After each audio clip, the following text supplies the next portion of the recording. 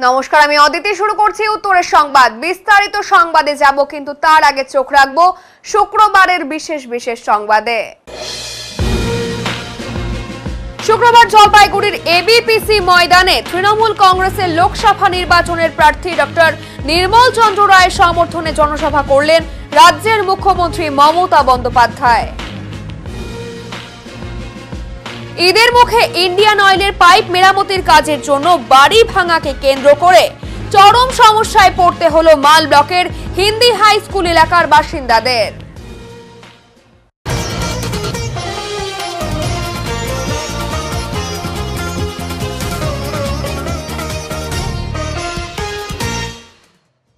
আজ জলপাইগুড়ি শহরে মমতা নেত্রী পৌঁছানোর আগেই প্রস্তুতি মঞ্চ থেকে লক্ষ্মীর ভান্ডার সহ অন্যান্য প্রকল্পের প্রচার তৃণমূলের। শুক্রবার কোচবিহার জেলার তুফানগঞ্জ এলাকায় নির্বাচনী জনসভায় অংশ নিয়ে দুপুরেই তৃণমূল সুপ্রিমো মমতা বন্দ্যোপাধ্যায় জলপাইগুড়ি লোকসভা আসনে দলীয় প্রার্থী নির্মল চন্দ্র রায়ের সমর্থনে একটি সভায় যোগ দেবেন। সভাটি জলপাইগুড়ি বিধানসভার অন্তর্গত শহর লাগোয়া অরবিন্দ গ্রাম পঞ্চায়েতের এবিপিসি মাঠে অনুষ্ঠিত হবে। সকাল থেকেই নেত্রীর জনসভার শেষ প্রস্তুতি দেখতে মঞ্চে হাজির ছিলেন জেলার প্রাক্তন সভাপতি চন্দন ভৌমিক। এর পাশাপাশি মুখ্যমন্ত্রী তথা তৃণমূল কংগ্রেসের সুপ্রিমোর এই সফরকে ঘিরে ব্যাপক নিরাপত্তার চাদরে মুড়ে ফেলা হয়েছে এলাকা। এই প্রসঙ্গে জেলা তৃণমূল কংগ্রেসের অন্যতম নেতা তথা জেলা পরিষদের মেন্টর চন্দন ভৌমিক বলেন, আমরা সবাই খুবই উচ্ছ্বসিত আজ নেত্রী আসছেন বলে, এবং আমাদের থেকেও বেশি উচ্ছ্বসিত মহিলা সমাজ, কারণ এ মাস থেকে লক্ষ্মীর ভান্ডারে প্রদেয় অর্থের পরিমাণ বাড়িয়ে দিয়েছেন মুখ্যমন্ত্রী। আজকে আমাদের সকলের প্রিয় বাংলার মুখ্যমন্ত্রী, সর্বভারতীয় তৃণমূল কংগ্রেসের সুপ্রিমো মমতা বন্দ্যোপাধ্যায় ৩ নম্বর জলপাইগুড়ি লোকসভা ক্ষেত্রের প্রার্থী নির্মল চন্দ্র রায়ের সমর্থনে তার আমাদের এই লোকসভা ক্ষেত্রের দ্বিতীয় কর্মসূচি, দ্বিতীয় জনসভা আজকে করতে আসছেন এই জলপাইগুড়ি শহর সংলগ্ন এবিপিসি মাঠে। তিনি 12:30 1টার মধ্যে এখানে তিনি সভা শুরু করে দেবেন এবং আমরা অত্যন্ত উচ্ছ্বসিত জলপাইগুড়ি শহরের মানুষ এবং জলপাইগুড়ি সদর বিধানসভা ক্ষেত্রের মানুষ তার আগমনের লক্ষ্যে। বিশেষত আমরা দেখতে পাচ্ছি মহিলারা, তাদের মধ্যে যে অতিরিক্ত উচ্ছ্বাস। আপনারা জানেন গত পরশু থেকে মহিলাদের যে বর্ধিত হারে লক্ষ্মীর ভাতা সেটা শুরু হয়ে গেছে। সাধারণ যারা জেনারেল তাদের 1000 টাকা এবং এসসি এবং এসটিদের 1200 টাকা করে। ফলে আমরা দেখতে পাচ্ছি মহিলাদের উপস্থিতি, আমরা আশা করছি মহিলাদের উপস্থিতি অত্যন্ত বেশি হবে এবং এই সভা অত্যন্ত সাফল্য হবে। এখন কতদূর প্রস্তুতি চলছে? আমাদের প্রস্তুতি শেষ, কিছু টুকটাক আপনারা জানেন প্রচণ্ড হাওয়া চলছে, তার ফলে কিছু কাপড় এদিক ওদিক হচ্ছে, সেগুলো জাস্ট একটু ঠিকঠাক করার এবং সব দিক দিয়ে প্রশাসনিক ব্যবস্থা থেকে শুরু করে আমাদের যে দলীয় ব্যবস্থা সেগুলো সম্পূর্ণ। কটা নাগাদ আপনাদের সময় রয়েছে? মুখ্যমন্ত্রী মোটামুটি 12:30 থেকে 1টার মধ্যে আসবেন। আমরা 11:30 থেকে 12টার মধ্যে আমাদের সভা চালিয়ে যাব। বাংলায় সিএএ এনআরসি করতে দেব না, ওরা ইতিহাস ভুলে গিয়েছে, বিদ্যাসাগরের মূর্তিও ভেঙেছে। জলপাইগুড়ির জনসভায় এসে বিজেপি তথা কেন্দ্রীয় সরকারকে আক্রমণ মুখ্যমন্ত্রী মমতা বন্দ্যোপাধ্যায়ের। শুক্রবার জলপাইগুড়ির এবিপিসি ময়দানে হেলিকপ্টারে দুপুর 2টা নাগাদ অবতরণ করেন মুখ্যমন্ত্রী। এদিন তুফানগঞ্জের পর জলপাইগুড়িতে ছিল দ্বিতীয় জনসভাটি। তৃণমূল কংগ্রেসের প্রার্থী নির্মল চন্দ্র রায়ের সমর্থনে এদিন জনসভা অনুষ্ঠিত হয়। মুখ্যমন্ত্রী বলেন, 100 দিনের টাকা 3 বছর ধরে দেয় না কেন্দ্রীয় সরকার, ওদের কোনো লজ্জা নেই, ওদের দুটো কানই কাটা। যেহেতু নির্বাচন বিধি লাগু রয়েছে, তাই নির্বাচন কমিশন অনুমতি দিলে জলপাইগুড়িতে ঝড়ে ক্ষতিগ্রস্ত সকলের জন্য বাড়ি তৈরি করে দেওয়া হবে। ক্ষতিগ্রস্তদের জন্য টাকা প্রস্তুত রয়েছে, কিন্তু বিজেপি মানুষের ত্রাণ পাওয়া নিয়েও বঞ্চনার অভিযোগ করেছে। এত বড় দুর্যোগ হয়ে গেল জলপাইগুড়ি এবং আলিপুরদুয়ারে, কিন্তু প্রধানমন্ত্রী একবারও ক্ষতিগ্রস্তদের কথা বলেনি। কেন্দ্রীয় সরকার ওষুধের দাম বাড়িয়ে দিয়েছে। বিজেপির উদ্দেশ্যে মুখ্যমন্ত্রীর কটাক্ষ, ওরা শুধু মিথ্যে কথা বলে, আমরা কাজ করি আর ওরা ভাষণ দেয়। তিনি আরো বলেন, আমি যেটা বলি সেটাই করি, আমি মিথ্যে কথা বলি না, ওরা দেশটাকে বিক্রি করে দিয়েছে। নির্বাচন এলেই গ্যাসের দাম কমানো হয় আর নির্বাচন চলে গেলেই বাড়িয়ে দেওয়া হয় গ্যাসের দাম। এর পাশাপাশি এদিন একাধিক বিষয় নিয়ে কেন্দ্র সরকারকে আক্রমণ করেন মুখ্যমন্ত্রী মমতা বন্দ্যোপাধ্যায়। এদিন দুপুর 3টে নাগাদ জনসভা শেষ করে মুখ্যমন্ত্রী ফের রাজগঞ্জের উদ্দেশ্যে রওনা হন। আমি তো এখানে চা বাগানের ড্রেস পরে চা পাতাও তুলি, চায়ের দোকানেও যাই, মানুষের বাড়িতেও যাই, মন্দিরেও যাই, মসজিদেও যাই, গুরুদ্বারাও যাই, গির্জায়ও যাই, ধামসা মাদলও বাজাই, আদিবাসী মেয়েদের সাথে নৃত্যও করি, আর বাংলার সংস্কৃতি, রাজবংশী ভাই বোনেদের সংস্কৃতি, ভাওয়াইয়া সবটাই করি। তো সবটাই যদি আমরা করি, ইলেকশনের সময় মোদি বাবু আপনি এসে ভাষণ দেবেন, আপনার গ্যারেন্টি কি সংবিধান পুরোপুরি ভেঙে দেওয়া? আম্বেদকরের নাম যাতে না থাকে, বিরসা মুন্ডার নাম যাতে না থাকে, গান্ধীজির নাম যাতে না থাকে, নেতাজির নাম যাতে না থাকে, রবীন্দ্রনাথের নাম যাতে না থাকে, নজরুলের নাম যাতে না থাকে, পঞ্চানন বর্মার নাম যাতে না থাকে, আরো বিশিষ্ট অনেক মানুষ আছে বিভিন্ন জেলায়, সংস্কৃতি প্রেমী মানুষ। ভারতবর্ষের সংস্কৃতি শেষ করে দিয়েছে, দেশটাকে বিক্রি করে দিয়েছে। গ্যাসের দাম কত? আবার নির্বাচন হয়ে যাবে, গ্যাস বেলুনের মতো বাড়বে। ইলেকশন এলে 200 কমে, আর ইলেকশন চলে গেলে 1000 টাকা বাড়ে। তারপরেও আজ 3 বছর 100 দিনের কাজের টাকা আমাদের কেন নেই? আমরা 1 নম্বরে ছিলাম ভারতবর্ষে। হিংসা।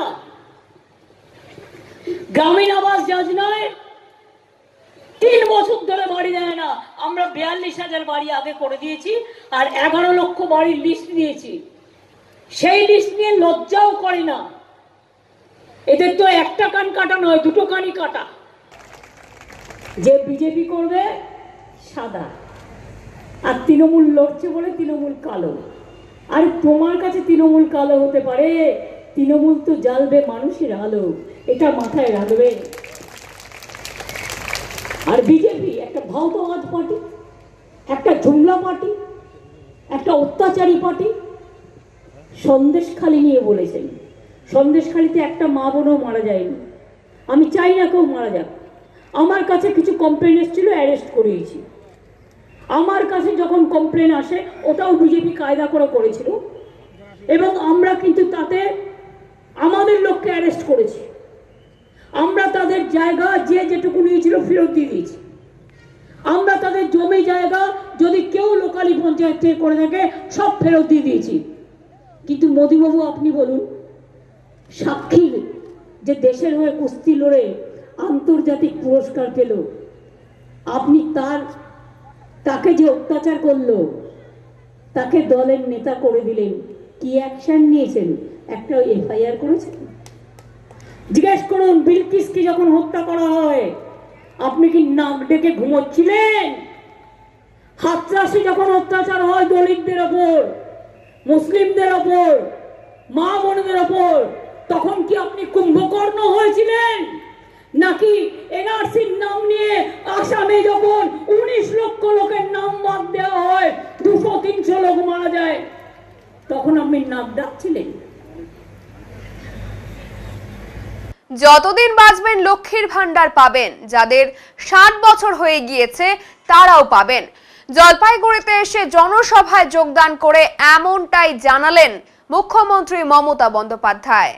শুক্রবার পূর্বসূচি অনুযায়ী দুপুর 2টো নাগাদ মুখ্যমন্ত্রী হেলিকপ্টারে পৌঁছান জলপাইগুড়ির এবিপিসির মাঠে।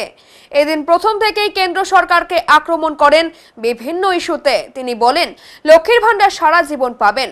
60 বছর পর্যন্ত যাদের বয়স হয়েছে তাদেরও দেওয়া হবে লক্ষ্মীর ভান্ডার। কেন্দ্রীয় সরকারের উদ্দেশ্যে বলেন, লক্ষ্মীর ভান্ডার ওদের প্রোগ্রাম নয়, এটা আমাদের প্রোগ্রাম। মা বোনেরা লক্ষ্মীর ভান্ডার পেতে শুরু করেছেন তো? 500 টাকাটা 1000 পাচ্ছেন তো? কয়েকটা বাকি আছে, আস্তে আস্তে স্ক্রুটিনি করা হচ্ছে। আর 60 বছর যাদের হয়ে গিয়েছিল তারাও কিন্তু 6 লাখ আছে সংখ্যায়, তারাও কিন্তু লক্ষ্মীর ভান্ডার পাবেন। তার কারণ আমরা বলে দিয়েছিলাম যতদিন বাঁচবেন ততদিন পাবেন। এটা ওদের নয়, এটা আমাদের প্রোগ্রাম। মমতার সভায় বিশেষ আকর্ষণ শরীফুলের সাজ। শুক্রবার দুপুরে জলপাইগুড়ি শহরে তৃণমূলের লোকসভা আসনের প্রার্থী ডক্টর নির্মল চন্দ্র রায়ের সমর্থনে একটি জনসভা করেন মুখ্যমন্ত্রী তথা তৃণমূলের সুপ্রিমো মমতা বন্দ্যোপাধ্যায়। দুপুর থেকে জলপাইগুড়ি লোকসভা কেন্দ্রের অন্তর্গত বিভিন্ন গ্রামগঞ্জ থেকে দলীয় কর্মী এবং সমর্থকদের ভিড় জমে সভাস্থলে এবিপিসি ময়দানে। এদিনের এই সভায় উপস্থিত ছিলেন অন্যান্য তৃণমূল নেতৃত্ব কর্মী এবং সমর্থকদের মধ্যে অন্যতম আকর্ষণের কেন্দ্রবিন্দু হয়ে ওঠেন ময়নাগুড়ি ব্লকের সিঙ্গিমারি গ্রাম থেকে জনসভায় যোগ দেওয়া শরীফুল ইসলামের সাজসজ্জা। এই প্রসঙ্গে দলের একনিষ্ঠ সমর্থক শরীফুল বলেন, আমি মমতা বন্দ্যোপাধ্যায়ের সৈনিক, তাই আজকের জলপাইগুড়ি জনসভায় সবার সঙ্গে উপস্থিত হয়েছি। নিজের বিশেষ সাজসজ্জা প্রসঙ্গে শরীফুল ইসলাম বলেন, নিজের পয়সায় এই পোশাক তৈরি করিয়েছি। মমতা বন্দ্যোপাধ্যায় যে যে স্থানে যাবেন আমিও যাব সেই সমাবেশে। কি নাম? শরীফুল ইসলাম। হ্যাঁ, শরীফুল ইসলাম। এটা কি সেজেছেন আপনি? আমি দিদির ইয়ে করেছি, কি? হ্যাঁ, পার্টির খেলার খুব ভালোবাসি দিদিকে, পার্টি আমরা খুব ভালোবাসি। এই ভোটে আমরা জিতবো, দিদি খুব ইয়ে করতেছি। এই পোশাক কি আপনি নিজেই বানিয়েছেন? না, হ্যাঁ, আমি ফার্স্টে আবার নিজে বানিয়েছি, হাত দিয়ে সুয়া কেটে দিই। তারপরে কি করছি, দর্জির কাছে দিয়ে 500 টাকা দিয়ে সেলাই করি নিয়ে এসছি। কোথা থেকে নিজের এসেছেন? পরের পোশাক। কোথা থেকে এসেছেন? চিংড়িমারি আব্দুল্লাহ। আপনার নাম কি? শরীফুল ইসলাম। আপনি এমনি পেশায় কি করেন? সবজি ব্যবসা। সবজি ব্যবসা। আজকে আজকে জনসভায় এসছি কার জন্য সবাই? দিদির। এই পোশাকটা নিজের তৈরি করা? আমি নিজে তৈরি করি না, এই দর্জির কাছে করেছি, কিন্তু পয়সা আমি দিই।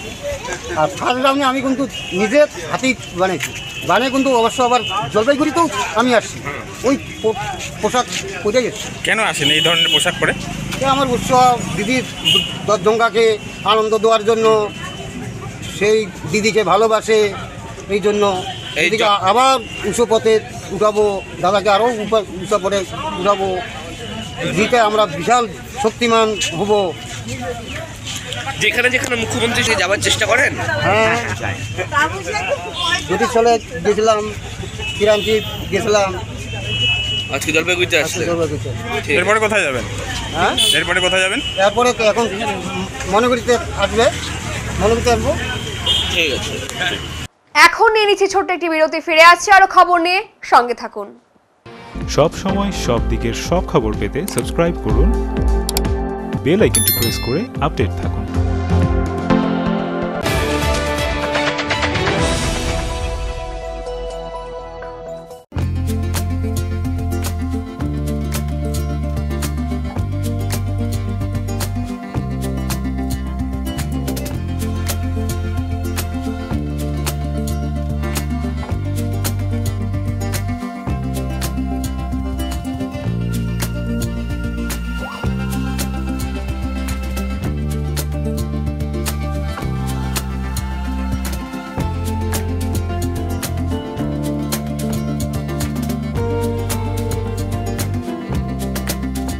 আপনার শহরে প্রসিদ্ধ লৌহ বিপণী কেএস আয়রন হাউসের তরফে সকলকে জানাই প্রীতি ও শুভেচ্ছা। এখানে আপনি পাবেন নামি দামি ব্র্যান্ডের সকল প্রকার লৌহ সামগ্রীর বিপুল সম্ভার। এখানে পাবেন square pipe, round pipe, angles, square bar, পাতি, শীট, টিনের বিভিন্ন আইটেম। এছাড়াও রয়েছে all type of grill and আলমারি ফ্যাক্টরি আইটেম। প্রতিষ্ঠিত মার্বেল ব্যবসায়ী দীপেন্দ্র চক্রবর্তী ও তার সহধর্মিনী মৌসুমী চক্রবর্তীর কেএস আয়রন হাউসে প্রতিটি জিনিসই পাবেন রিজনেবল প্রাইসে। তাই এবার আর বাইরে ছুটতে হবে না আপনাদের। লোহা ও লৌহজাত সামগ্রী সুলভ মূল্যে কিনতে তাই আজই আসুন। আমাদের ঠিকানা কেএস আয়রন হাউস, 4 নম্বর খুমটি, জলপাইগুড়ি।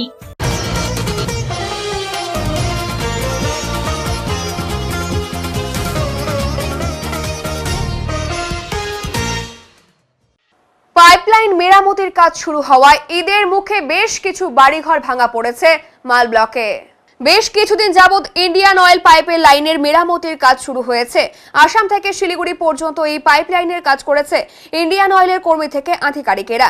প্রায় 60 থেকে 65 বছরের পুরনো এই পাইপ লাইনের মেরামতির কাজ চলছে বলে জানা গিয়েছে।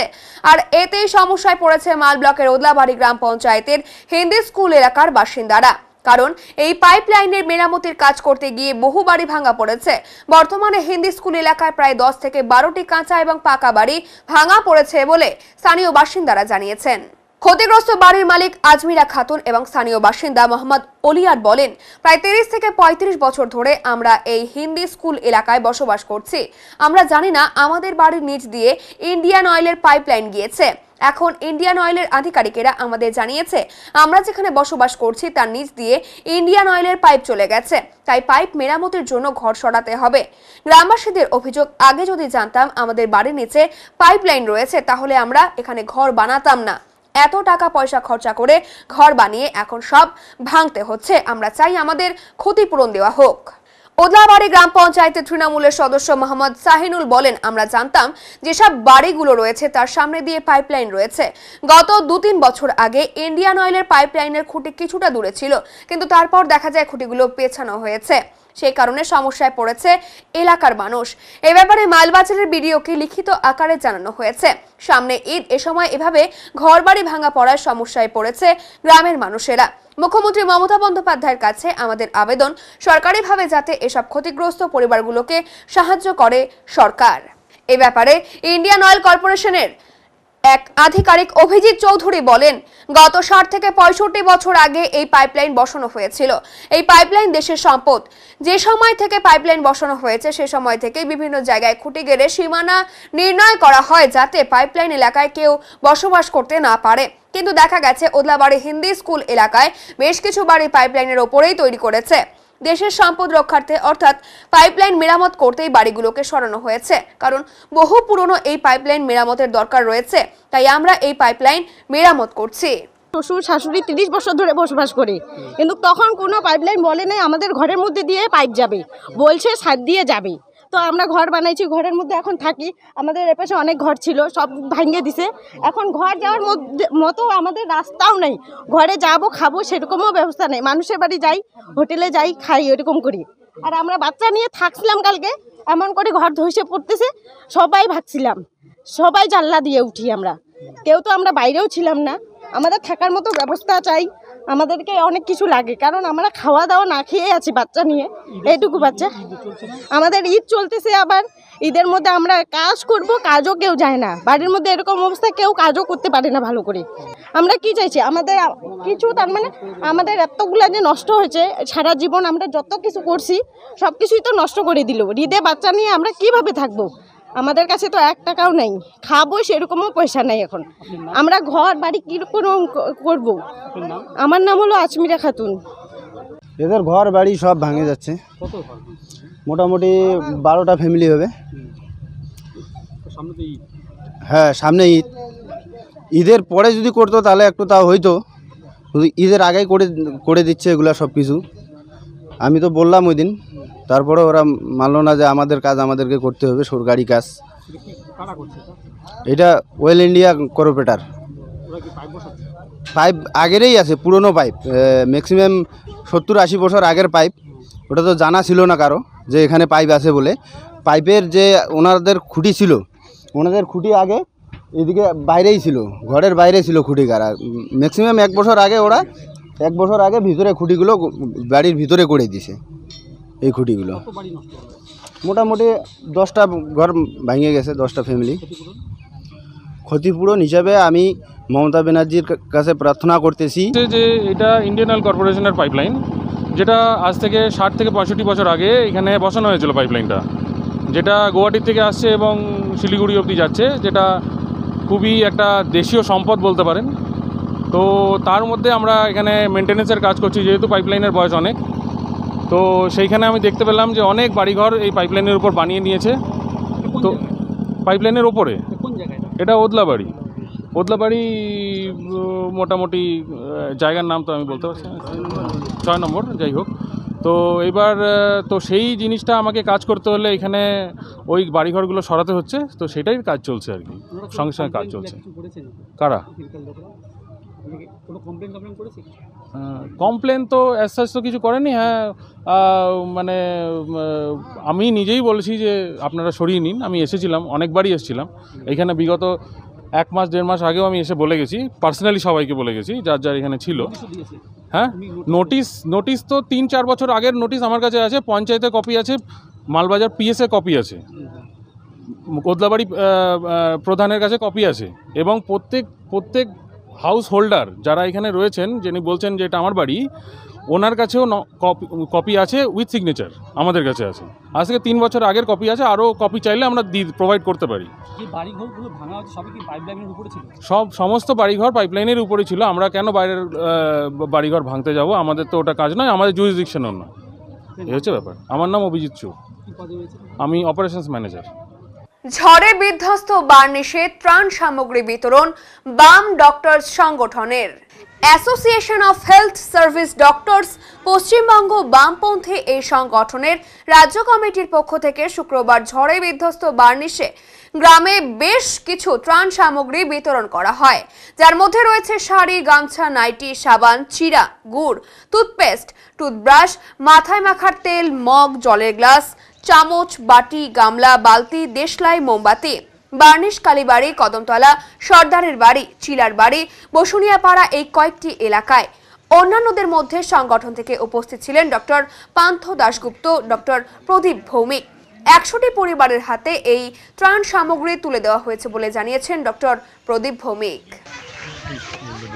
কাদের তরফ থেকে? যারা ক্ষতিগ্রস্ত তাদের প্রতি। আপনার কার তরফ থেকে দিচ্ছে? আমরা ডক্টরস ফর ডেমোক্রেসি। কয়টা বাড়িতে দিলে মোটামুটি? মোটামুটি 7টা হবে, 62টি হবে। আরও দিবেন? আরও আমাদের কন্টিনিউ চলছে।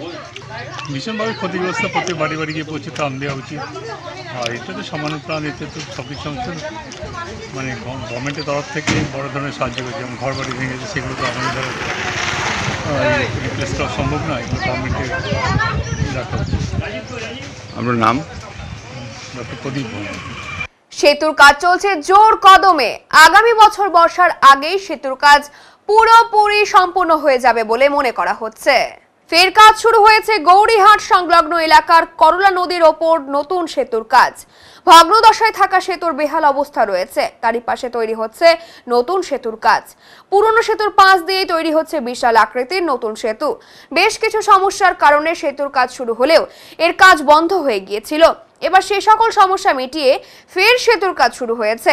জলপাইগুড়ি জেলা পরিষদের উদ্যোগে মূলত চলছে এর কাজ। গৌরীহাট এলাকায় করলা নদীর ওপর দিয়ে যে পুরনো সেতুটি ছিল তার অবস্থা বেহাল। যখন তখন সেতু ভেঙে বড় ধরনের বিপদের আশঙ্কা হতে পারে। সেই কথা মাথায় রেখে এলাকার মানুষ স্থানীয় পঞ্চায়েতের উদ্যোগে বারবার প্রশাসনকে জানিয়েছিল, কিন্তু কোনো কারণে সেই কাজ বন্ধ হয়ে যায়। ফের নতুনভাবে সেতুর কাজ শুরু হয়েছে। সেতুর কাজ শুরু হওয়ায় খুশি প্রকাশ করেছে এলাকার বাসিন্দারা। তারা বলেন, এই সেতুর দুদিকে কয়েক হাজার মানুষের বসবাস। সেতুর ওপারে যেতে হয় রংধামালি, এপারে মোহিতনগর সহ অন্যান্য এলাকায় যাতায়াত করার একমাত্র পথ এই সেতু। কয়েক বছর ধরে বেহাল অবস্থায় পড়ে রয়েছে। সেতু ভাঙলে কয়েক হাজার মানুষের প্রাণের আশঙ্কা থেকে যায়, আর তাই এখন সেতুর কাজ শুরু হয়েছে, তাই আমরা খুশি। না, বর্তমানে আমাদের এখানে যেমন কাজ হচ্ছে, আমাদের এখানে বর্তমানে সমানে ভালো হচ্ছে। কয়েক বছর তো বন্ধ ছিল। হ্যাঁ, কয়েক বছর বন্ধ ছিল, এখন যা হোক এখন কাজ শুরু হয়ে গেছে। বর্ষার আগে মনে হওয়ার কথা। সুবিধা কতটা হবে? সুবিধা সবারই ভালো হবে, দর্শক হাট সবার ভালো হবে। বিশেষ করে চা বাগান বা রংধামালি যেতে যে যতটা সময় লাগতো বা ভয়ের মধ্যে যেতেন এই ভাঙ্গা সেতু দিয়ে। হ্যাঁ, তো এখন হলে ভালো হবে। সবাই বড় গাড়ি থেকে যাওয়া আসা, লোকজন চলা আসা, এটা আগে অত লোক যাতন যাওয়া আসা, একটা চলাচলে একটু কম ছিল। এটাতেও অনেক পাবলিক খুশি হবে।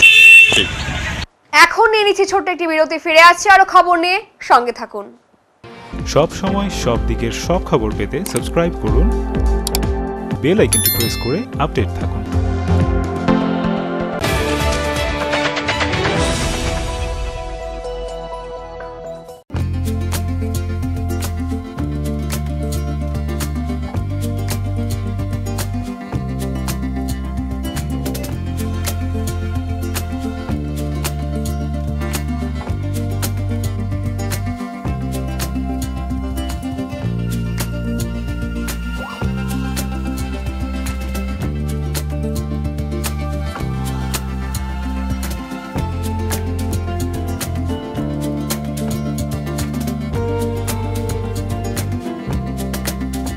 আপনাদের বিশ্বস্ত বস্ত্র প্রতিষ্ঠান দিনবাজার মদনলাল ব্রিজমোহন নিয়ে এসেছে হোম ফার্নিশিং এর এক্সক্লুসিভ শোরুম বেঙ্গল ফার্নিশিং। এখানে পাবেন আকর্ষণীয় মন মাতানো রেডিমেড পর্দা, পর্দার কাপড়, সোফার কাপড়, bedsheet, bed cover, towel, carpet, ডোহার, ব্লাইন্ড, ওয়ালপেপার, কুইলস, ব্ল্যাঙ্কেট এবং অন্যান্য হোম ফার্নিশিং এর বিপুল সম্ভার। তাই আজই আসুন আমাদের নতুন শোরুমে। আমাদের ঠিকানা বেঙ্গল ফার্নিশিং, উকিলপাড়া, নেয়ার ডমিনোজ, জলপাইগুড়ি। যোগাযোগ করুন 9733355575 এই নম্বরে।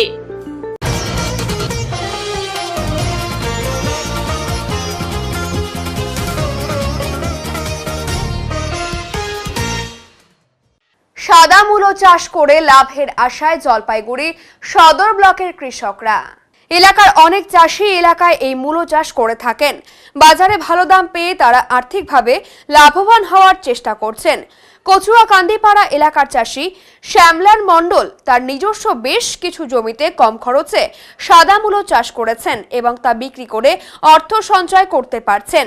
শ্যামলাল বলেন, যদিও অন্যান্য বছরের তুলনায় এবার সাদা মূলোর দাম তুলনামূলকভাবে কম রয়েছে, তবে মূলোর ফলন ভালো হয়েছে, তাই দাম একটু কম থাকলেও অর্থ সঞ্চয় করতে পারছেন বলে তিনি জানান।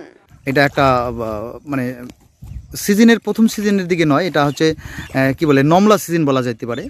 এই সিজনে সাদা মূলো চাষ করেছেন, কি বলবেন, কতটা লাভবান হতে পারবেন বা কি রেট রয়েছে? এই বছর তো বাজার ভালো নাই, মানে অন্যান্য বছরের তুলনায় বাজার ভালো? বাজার খুবই খারাপ। কেন, কি কারণ মনে করছেন? অত্যাধিক চাষ হয়ে গেছে। আচ্ছা, এটা কি মূলো? এটা সিজনটা মানে সাদা মূলো। সাদা। তো কেমন ফলেছে? কেমন ফলছে তো ভালো, কিন্তু সমস্যা কোথায়? সমস্যা বাজার কম। কত করে যাচ্ছে এখন বাজার? 5-6 টাকা। 5-6 টাকা। তো এই 5-6 টাকা বাজারে বিক্রি করে মানে লাভবান কতটা হওয়া যাবে? ওই যে করলাম পুরি খাওয়া লাভ। আচ্ছা, মানে সেরকম লাভবান হওয়া যাবে মোটামুটি? মানে খরচাপাতি উঠেছে না, অনেক খরচ আছে না, লোকজনের কাজ করতে হয়, মানে খরচার তুলনায় সেরকম লাভবান হওয়া যাবে না, মানে সামান্য লাভবান আর কি। হ্যাঁ, সামান্য লাভ। বলছিলাম, কত বিঘা জমিতে চাষ করেছেন? এটা 1 বিঘা একটু বেশি হবে। অন্যান্য সবজির মতো কি এটাতে সেরকম খরচা হয়? না, খরচ কম, কিন্তু এই যে এই সময় খাটনি বেশি, এই যে তোলা দেওয়াটাই খাটনি বেশি। মানে যদি বাজার ভালো থাকতো অন্যান্য সবজি চাইতে এটা দাম মানে লাভবান হওয়া যায়। 10 টাকা বিক্রি করতে পারলে তাও প্রচুর লাভ হতো। হ্যাঁ, কিন্তু এই সময় দামটা কম রয়েছে। হ্যাঁ, দামটা কি বাড়বে? এই সময় আর বাড়বে না, কিছুদিন পর হতে পারবে। কিছুদিন পরে বাড়বে। কতদিন বিক্রি করতে পারবেন আপনি এটা? আর সপ্তাহখানিক। 1 সপ্তাহ বিক্রি করতে পারবেন? হ্যাঁ। কত বিঘা জমিতে লাগিয়েছেন বললেন? 1 বিঘার একটু বেশি। 1 বিঘার বেশি। আচ্ছা। এখন আবহাওয়ার খবর।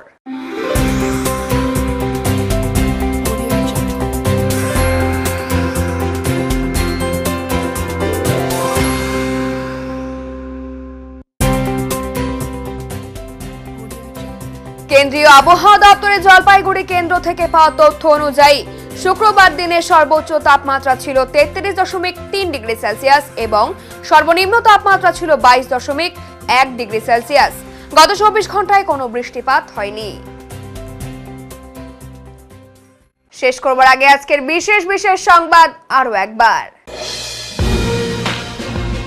শুক্রবার জলপাইগুড়ির এবিপিসি ময়দানে তৃণমূল কংগ্রেসের লোকসভা নির্বাচনের প্রার্থী ডক্টর নির্মল চন্দ্র রায়ের সমর্থনে জনসভা করলেন রাজ্যের মুখ্যমন্ত্রী মমতা বন্দ্যোপাধ্যায়। ঈদের মুখে ইন্ডিয়ান অয়েলের পাইপ মেরামতির কাজের জন্য বাড়ি ভাঙাকে কেন্দ্র করে চরম সমস্যায় পড়তে হলো মাল ব্লকের হিন্দি হাই স্কুল এলাকার বাসিন্দাদের। উত্তরের মন পরিবেশিত উত্তরের সংবাদ এখনকার মতো এ পর্যন্তই। নমস্কার।